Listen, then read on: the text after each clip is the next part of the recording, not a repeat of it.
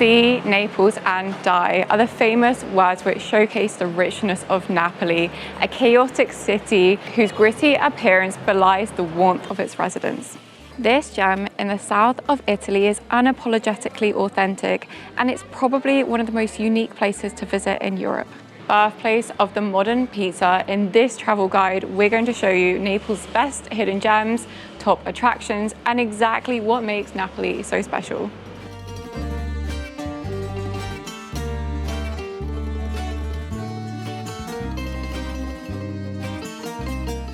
This is a place where nothing is rushed and everything runs at its own pace. Napoli also boasts over 2 millennia worth of history. In times gone by, everyone wanted a slice of Naples, from the ancient Greeks who founded the city as Neapolis, i.e. New City, to the Spanish who left their own mark, and the eventual unification of Italy in the 1860s. Napoli has seen a lot of history, but one thing is clear: it has always remained distinctly Neapolitan.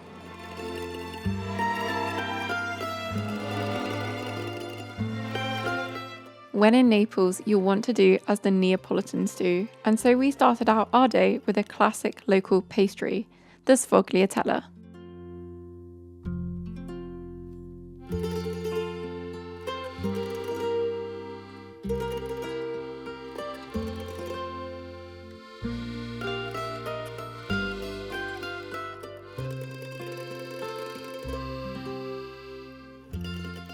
The Quartieri Spagnoli was created in the 16th century by the Spanish. Today, it comprises of a meadow of very narrow streets. You'll see lots of scooters around here, people hanging their laundry up. This is also where you'll find the Maradona mural and lots of other street art.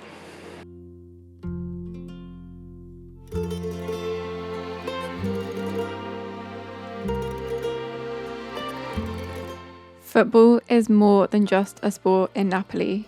It's a way of life. It's the second religion of the city, and Maradona can be found around every corner.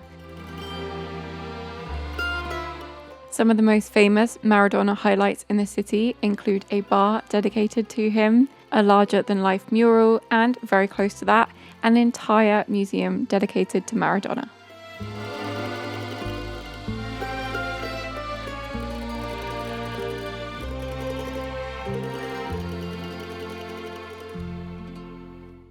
This area is where you'll find the basso or bassi in the plural, and these are ground floor dwellings where the house really connects to the street because you'll have a window which opens directly onto the street as well as a door. This is just an example of the fact that home and public really merge together here in Naples.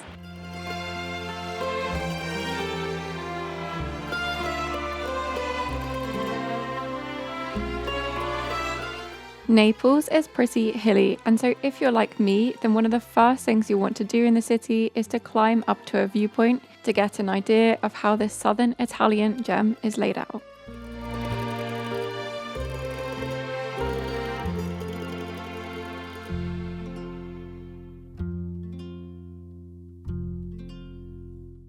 Castel Sant'Elmo is a medieval castle atop of the Vomero hill.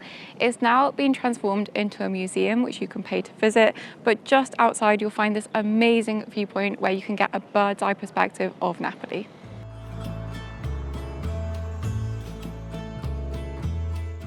In the same area, you'll find the church and museum dedicated to San Martino. Here you can visit some cloisters. Again, you do have to pay to visit, and right outside is this amazing view.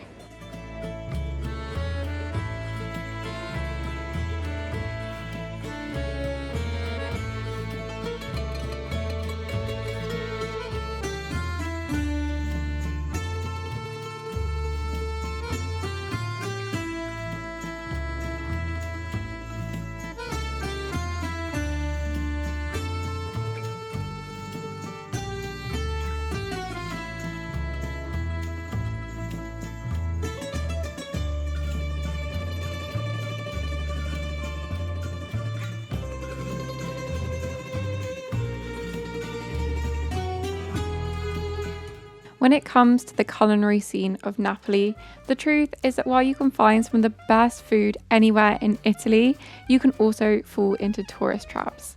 I personally recommend heading to one of the many lunchtime-only trattorias scattered across the city, where pasta is served by the plateful for just a few euros, and the menu of the day is always written on a whiteboard.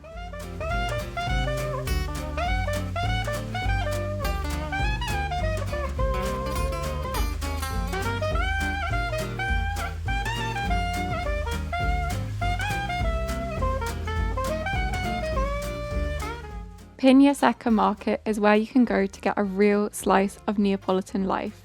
Here you can find all kinds of fresh produce vendors who have been selling their wares in this spot since the 17th century.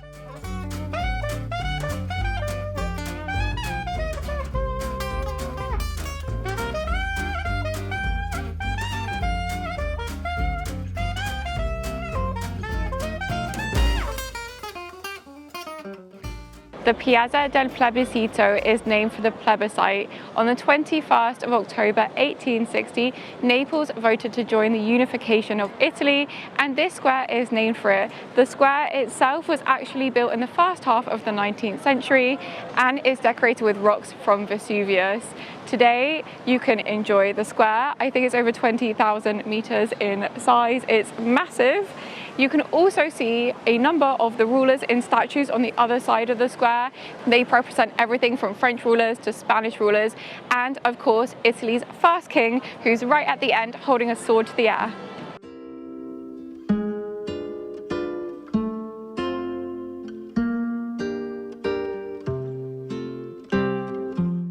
From the Piazza del Plebiscito, you can actually see one of the grandest buildings in Naples.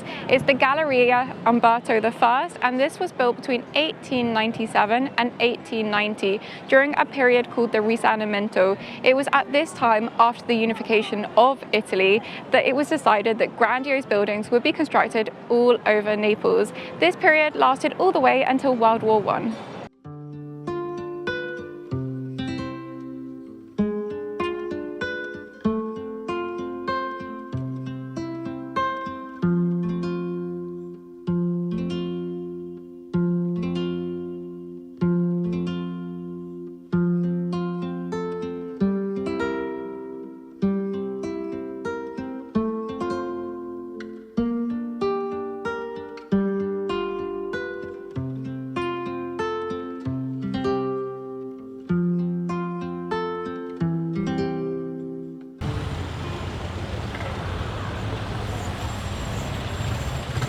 The craziest thing here is crossing the road.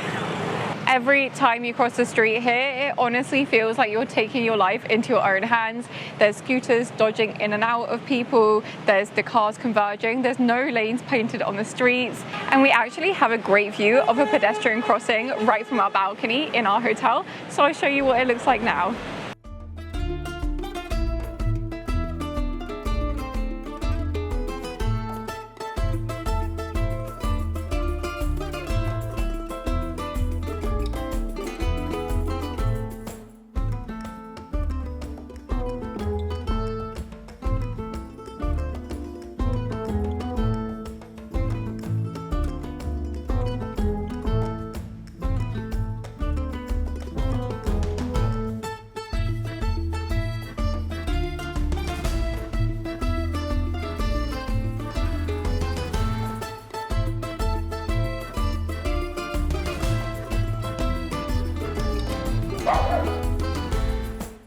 This is Europe's most densely populated city. There's hardly any green spaces or parks, meaning that the streets themselves often become extensions of one's home. For example, you'll often see people's laundry hanging out, you'll see kids playing in the street, people playing ball games. All sorts of daily life actually takes place right here on the cobbled lanes.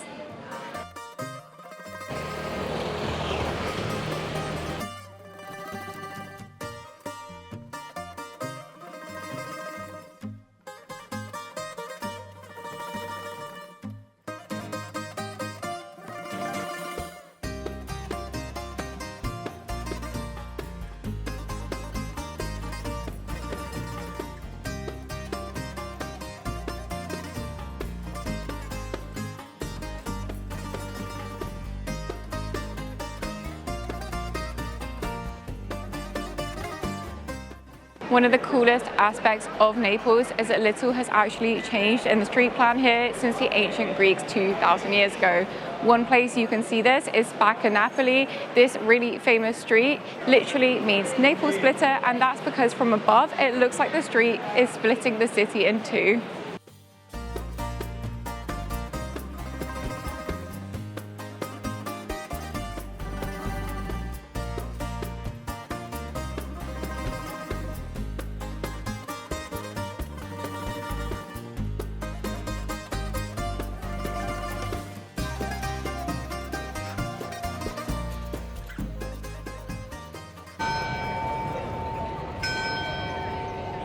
In a city dominated by small streets, Piazza Dante is a bit of an unusual square. This really large square is dominated by a statue of the poet Dante, and it's also home to Vacco e Press, which means I'm in a hurry in Neapolitan. This is widely believed to be the oldest fast food restaurant here in Napoli and dates back to the early 1900s.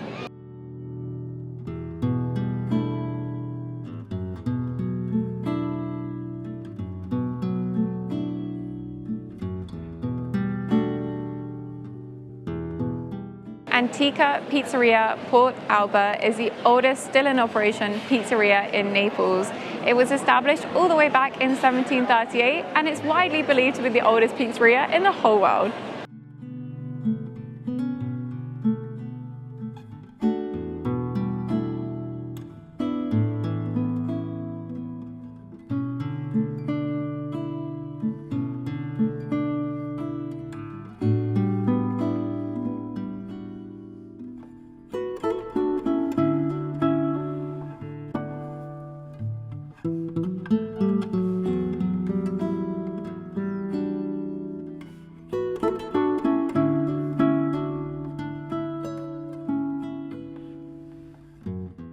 Naples doesn't have a huge metro system due to a variety of reasons, but what it does have is some of the most beautiful metro stations in Europe. Toledo Metro Station is undoubtedly the most stunning of them all. As history is never too far away when it comes to Naples, the metro itself actually incorporates pieces of the Aragonese walls. And as you descend further, you are greeted with an installation that represents the sea.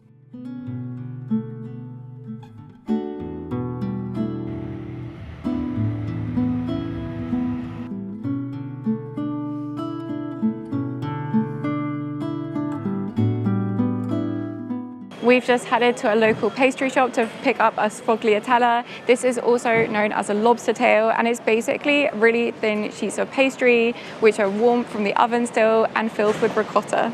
So when we picked up our pastries, the server actually asked, do you want a hard cook or a soft cook? And we weren't really sure about the difference. I'm sure they're both going to be very tasty. They're genuinely so hot from the oven still. So let's do a taste test.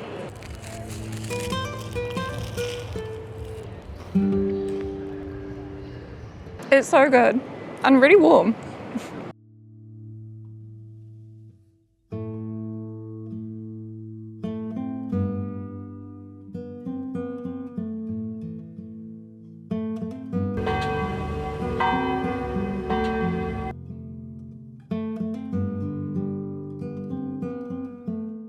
Today we're going to be exploring the Centro Storico, which is a historic city centre. A great place to start the exploration is actually here at the Porta Capuana, which dates all the way back to the Renaissance period. In fact, these carvings date all the way back to 1484, although it's worth noting that the original Roman city walls wouldn't have extended this far. This was definitely a later medieval addition.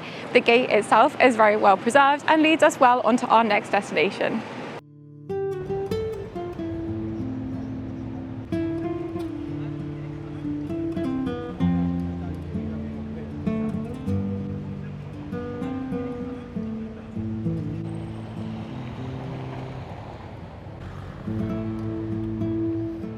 I say this a lot when we're exploring Europe, but the real charm of Naples lies in discovering its little streets, soaking up the foodie scene because the food here is some of the best in all of Italy, and meeting the locals. There isn't a great deal by way of activities, and so you'll just want to spend 2 or 3 days here wandering the streets. You'll be walking a lot on the cobbled lanes and eating all of the food.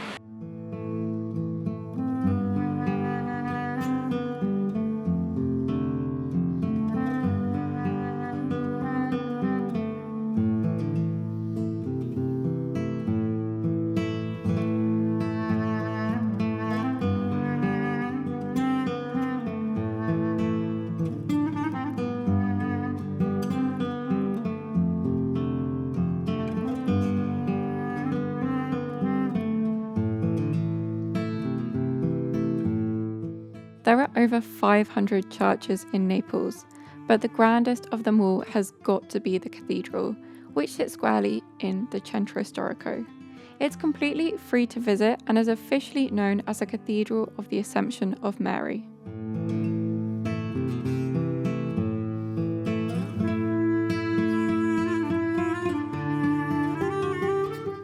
Built between the 13th and 19th centuries, once inside you'll find all kinds of unique carvings and frescoes. It's truly a feast for the eyes.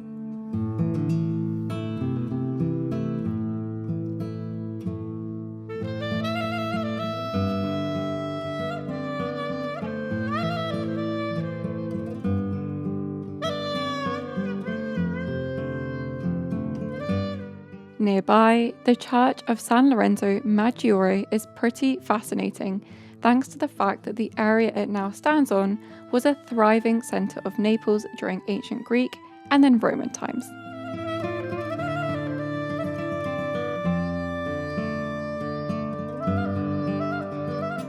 One of the most famous streets to visit in the Old Town is the Via San Gregorio Armeno.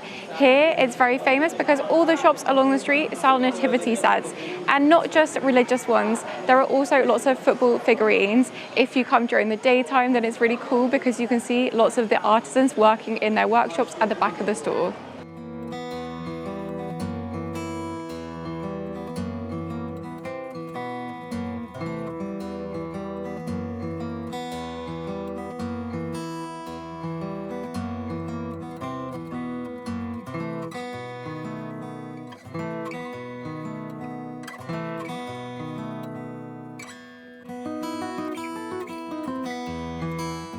This is the bust of Pulcinella. He was created in the 17th century as part of a theatre play, and he's since become somewhat of a symbol of Napoli because he's a bit of a thiever and quite cunning.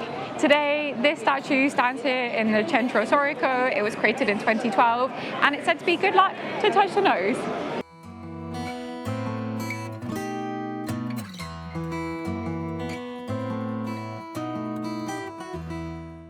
Of course, you can't come to Naples without trying the famous specialty, the margherita pizza. There's actually been laws in place about what constitutes a Napolitana pizza since 2004. There's 3 accepted varieties: the margherita, the marinara, and the extra margherita. This one is just the classic one with buffalo mozzarella. The story goes it was actually invented in the 1880s when Queen Margherita visited Naples after the unification. This is meant to represent the Italian flag. So you've got the green with the basil, the white with the mozzarella, and the red with the tomato. One thing that really surprises people when they come to Italy is that for the most part, people eat their pizzas with a knife and fork. You don't really pick it up and eat it here. And it's probably because it's a bit soggy if you do that. So even though this place had really good reviews online, I'm giving this a 7 out of 10 on the tourist trap scale because it really wasn't the best pizza we've had in Naples.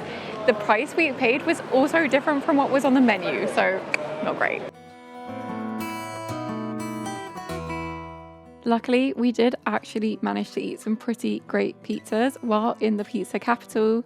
One of my personal favourites was actually a venue close to the stadium by the name of Antica Pizzeria di Gennaro.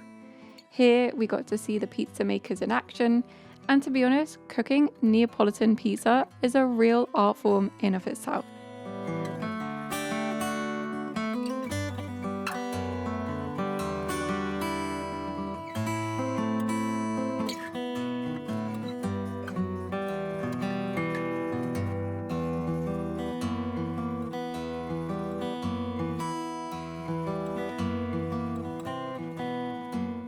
So one thing I do have to say about the Centro Storico is that it's way more touristic than the Quartieri Spagnoli. There we saw way more local residents. We saw people going about their daily life. Here it just feels like there's a lot of tourist traps, even though there's more churches and other attractions in this area. I do recommend seeing both things because they're very different from one another. And in the Quartieri Spagnoli, you'll definitely get a more authentic experience of what Naples is really like.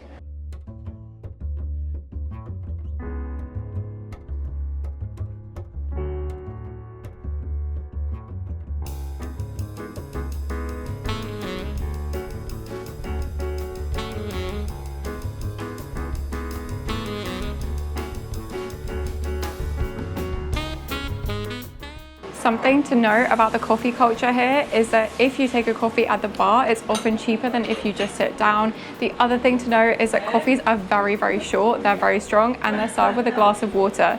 You're meant to drink the water first because then you can savor the taste of the coffee afterwards.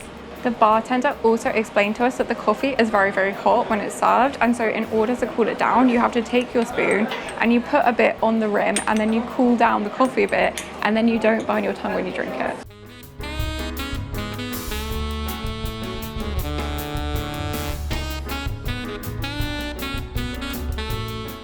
If you want to delve deeper into the history of Naples Underground, then you can actually go into many church crypts in this area for an extra fee.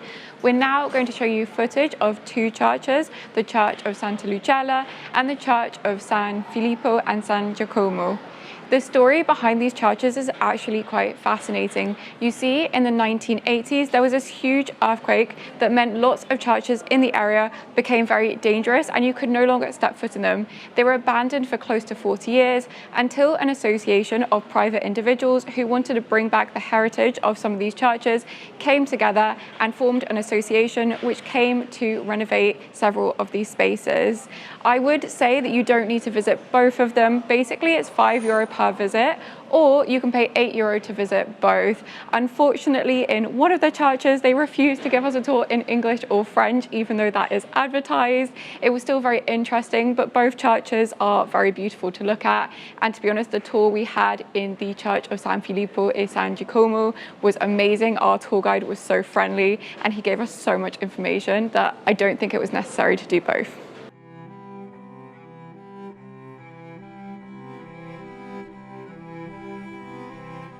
You can only visit the Church of Santa Luciella by guided tour, and on this visit you'll be led right down to the crypt. Here you can see the skull with ears. Legend has it that in centuries gone by, Neapolitans would come to pray to the skull, hoping it was listening.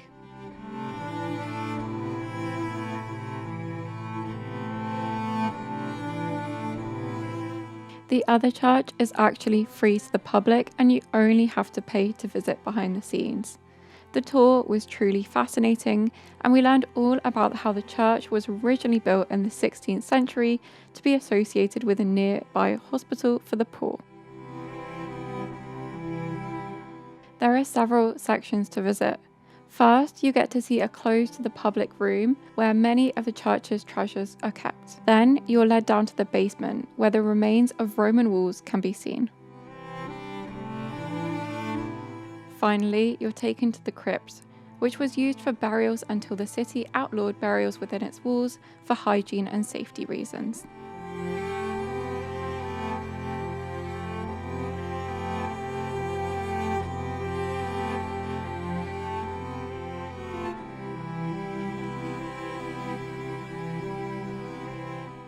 One activity that's pretty popular but that we unfortunately don't have time to do today is to go to the Naples Underground.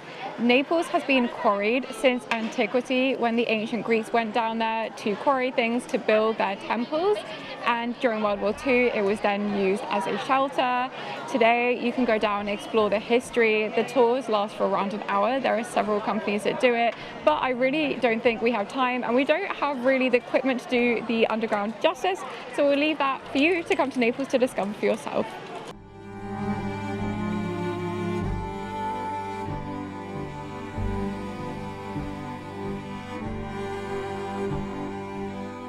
Naples is actually a very religious city and there's 52 patron saints. One of the most important is San Gennaro, whose main church is the Duomo. We've also just come across this exhibition dedicated to the saint who was born in Naples or another town nearby in the latter half of the 3rd century. Although some people in the travel group might feel like we've visited too many churches today, one final religious destination which we're going to be visiting is the Cloister of the Clarissas. This is particularly special because in 1742 someone added majolica tiles to the flooring, and so it's very, very beautiful and unique inside.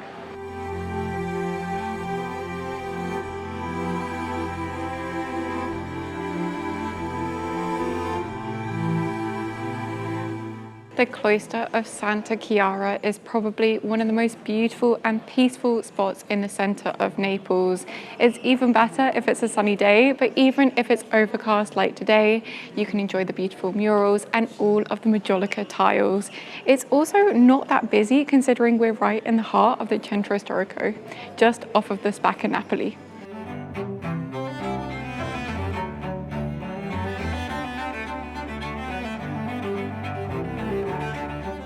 The complex is pretty large, and so you'll probably want to dedicate an hour or two to admiring all of the murals, tiles, and associated museum.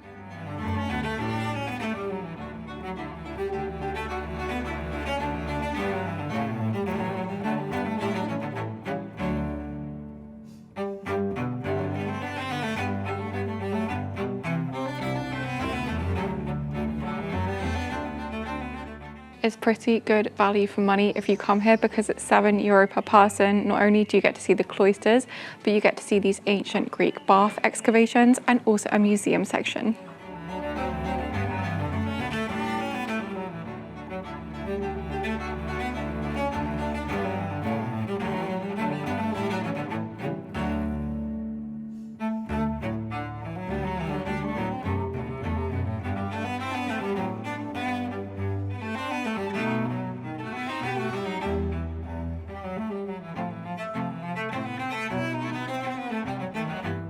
We then had a short break at our hotel before heading out in the evening to explore even more of Naples' famous attractions.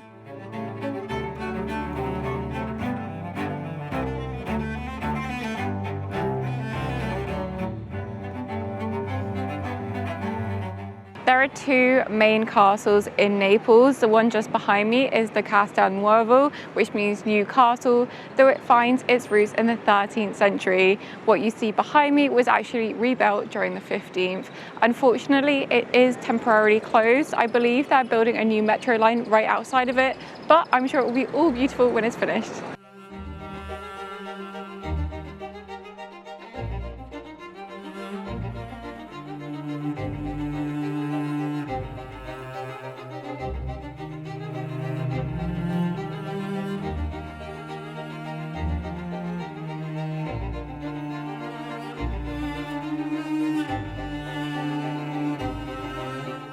Ovo Castle is the oldest castle here in Napoli. It dates all the way back to the 6th century BCE because this is the very spot on which the Greeks founded Neapolis. Today it sits on a peninsula. There was once an island called Megaride. Today you can visit for a small fee, and the views down here at the harbour are simply breathtaking, especially at golden hour.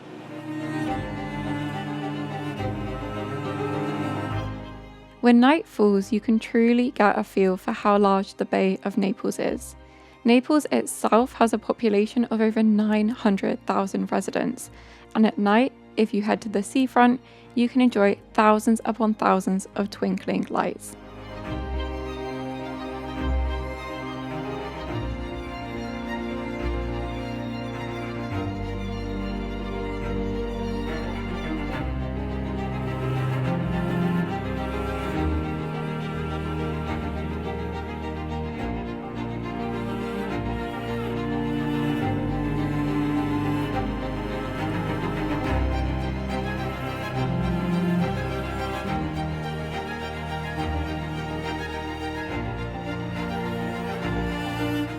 The next day, in search of even more authentic local cuisine, we headed to a less touristic district close to the Salvatore Rosa metro station.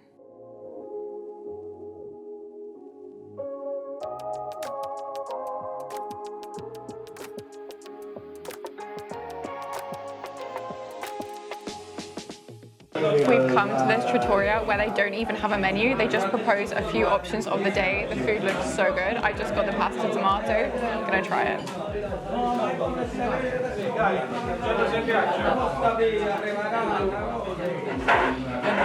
That is what we came to Naples for.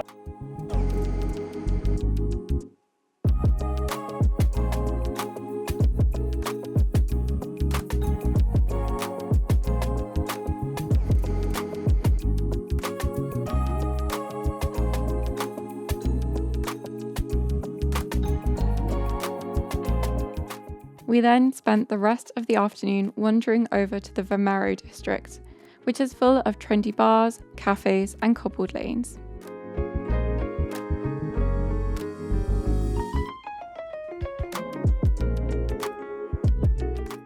If you're planning a trip to Naples, then I've actually written a whole guidebook all about Naples, Sorrento, the Amalfi Coast and Ischia. Details on how to buy this can be found in the description box below. Otherwise, thank you so much for watching, and don't forget to like and subscribe for more Italy content. See you next week.